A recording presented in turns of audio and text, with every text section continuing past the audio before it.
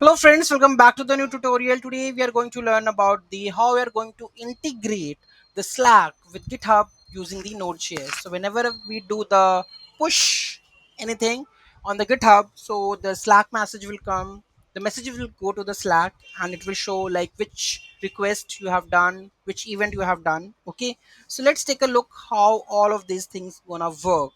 Okay, so those who haven't subscribed my channel yet, please do subscribe my channel, and if you like the video, please do like, share and comment on my video.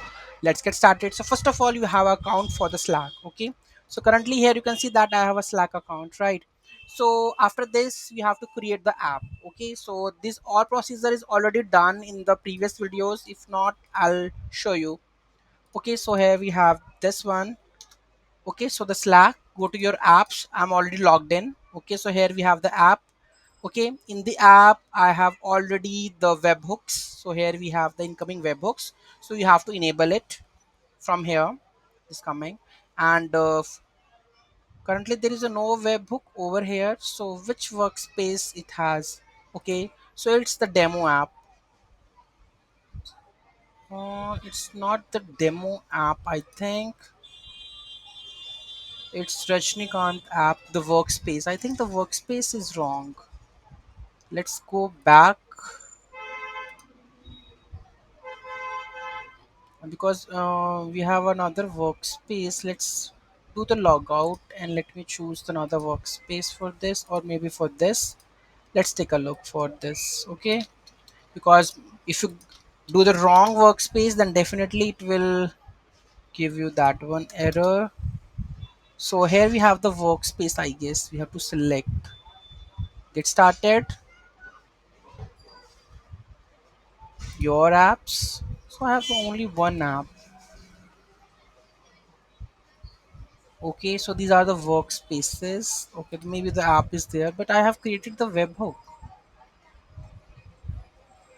So here we have to create the incoming webhooks, right? So it's enabled, and if the no webhook is added, so make sure you have to add a new webhook for this. Okay, so you have to select the channel, which channel you want to go with this, then allow.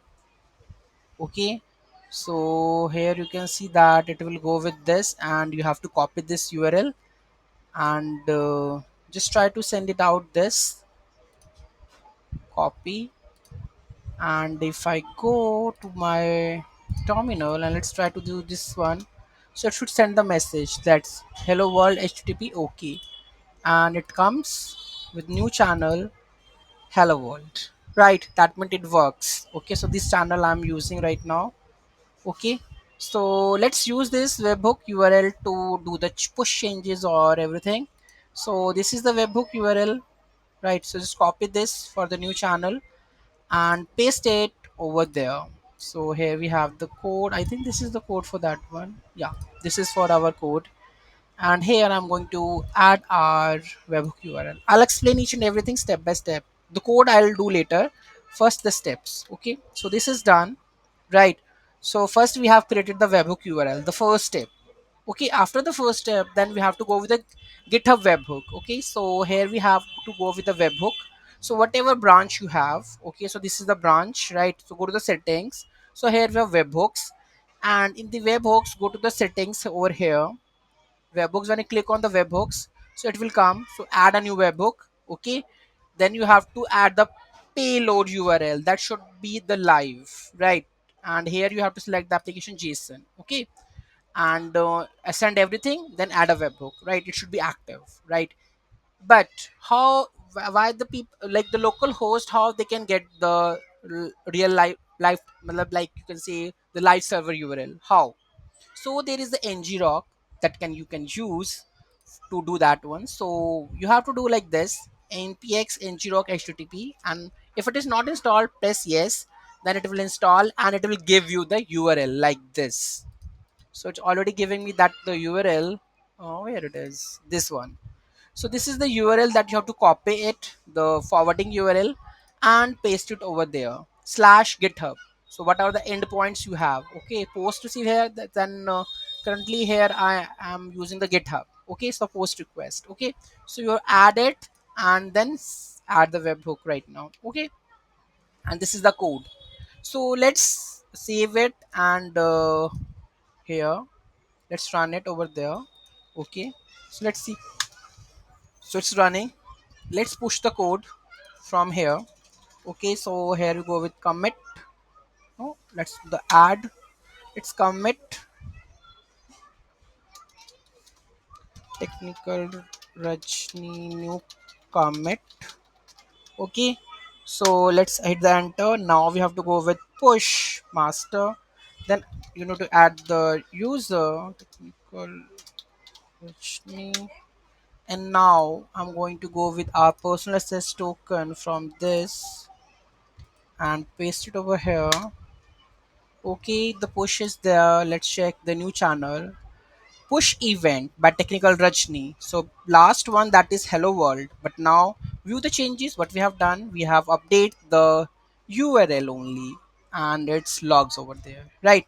So here you can see that from the Slack messages also you can see like which changes have been done so far for this file. Okay, so I think it's gonna be interesting, right? So the settings part I have completed. Now the code level, that is pending. Okay, so here we have to go with express exeos slack webhook url.